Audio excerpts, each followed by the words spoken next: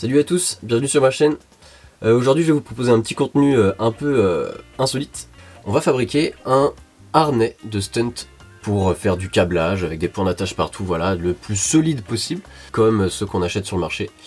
Ceux qu'on achète sur le marché sont vendus entre 500 et 800 euros. Et moi je vais le fabriquer pour rien du tout. Je vous laisse donc avec les étapes de fabrication. Et puis on se retrouve après pour des phases de test en extérieur. Sous un arbre, sous une balançoire, on va trouver des trucs pour le tester dans tous les sens. Bon visionnage. Ok, donc voilà notre base, on a quelque chose comme ça.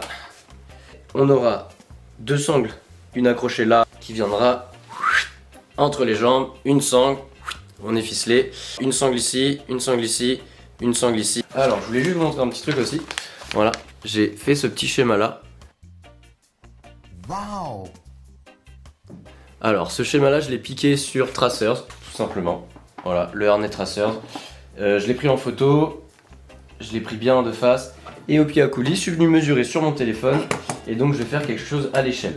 Donc maintenant que toutes mes mesures ont été mises à l'échelle en grandeur réelle, que j'ai reporté sur mon patron, que tout allait bien, et bien je les ai reportés sur ma toile de Tipeee, j'ai tracé mes traits. Je vais passer à la découpe.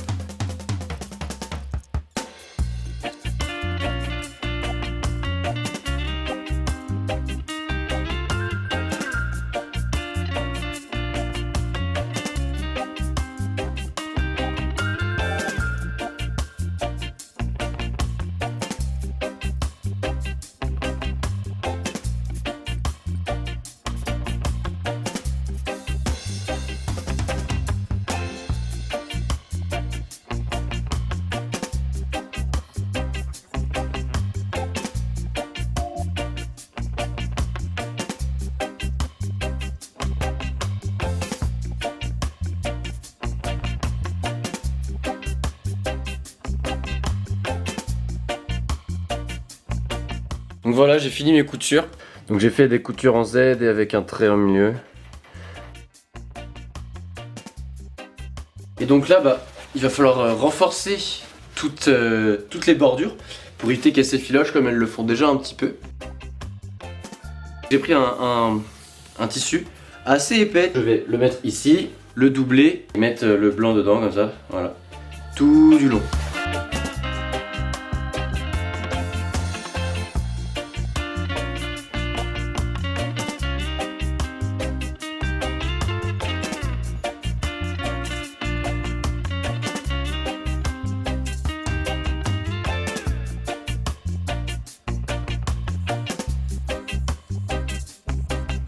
Pour mes sangles, j'ai récupéré de la ceinture de voiture, voilà, comme vous pouvez le voir là, et de la ceinture de judo, parce qu'en fait c'est très résistant, c'est souple, et la ceinture de voiture, c'est pas souple, mais c'est très résistant. Et je me rends compte que je n'ai pas filmé une partie de la construction assez importante, les sangles. Alors voilà ce qu'on a. Donc je me suis un petit peu amusé sur les sangles, voilà, je l'ai bien renforcé, de l'intérieur, de partout. Donc on a un renfort dorsal, renfort, on va dire costal, latéral. Ici on a tout le renfort qui est épaule, maintien vertical. J'en ai profité pour faire une attache ici en dessous avec les sangles, voilà. Et vu de l'extérieur, on a à peu près la même chose, c'est à dire qu'on a les épaules qui sont là, un sous l'aisselle pour venir s'attacher. Donc lui je vais voilà, il y a les traits qui sont marqués dessus. Et les traits, c'est là où je vais coudre pour faire des trous. Là j'en ai déjà un qui a été fait par exemple. Voilà, là je passe mon doigt. Je sais pas si on voit bien. Voilà, comme ça. Ici, des attaches dans le dos. Où je passe le dos aussi. Voilà. Là aussi. Et une là aussi. J'arrive pas à mettre à la lumière. Là voilà. Et une là. Et ici j'ai récupéré du coup des vieilles sangles de cliquet que du coup je vais venir coudre de la même manière en bande. Donc là pareil, j'ai déjà une première attache au milieu du dos. Et donc je vais en faire une tous les à peu près 5 cm. Tous les 5 cm il y en aura une. Voilà. Qui reste dur. Voilà pour les sangles. Et bien sûr, pour que les sangles tiennent entre elles, il faut des boucles en métal. Et les boucles en métal, j'en ai pas trop trouvé sur le marché. Alors j'ai décidé de les faire moi-même. Ça m'a pris énormément de temps, mais au moins c'est solide. Pour mes boucles en métal, ce que j'ai fait, c'est que j'ai zoomé sur la photo que j'avais prise pour faire mes boucles. Donc comme ça. Voilà, et une fois que j'ai zoomé, j'en ai fait mon petit schéma. Donc voilà, tout simplement. Je l'ai dessiné sur une plaque d'acier que j'ai récupérée. J'ai percé, j'ai usiné et tout ce qu'il faut. Pour ce qui est des boucles, c'est ça. J'avais fabriqué ça. Et donc je viens faire passer ma première boucle dans celle-là même, juste là. Et une autre petite boucle qui est à peu près du même diamètre que juste la partie haute ici, que je viens faire passer là, pour que la sangle du coup d'en face, elle vienne passer.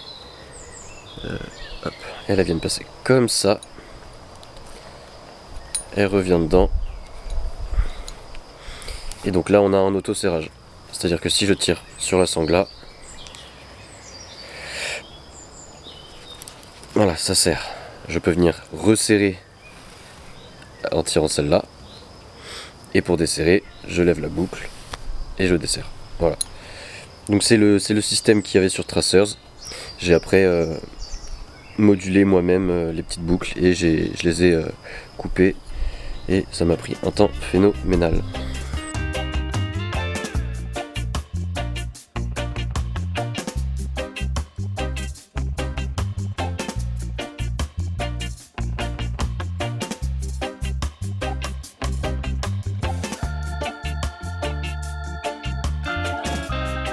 Pour ce qui est de la couture, voilà, je fais comme ça. Donc j'utilise couture double, je double en quinconce. À l'intérieur ça donne un gros pâté, mais c'est du solide. Donc j'utilise ce fil là. Ce fil là il fait 1 mm de diamètre et il est graissé.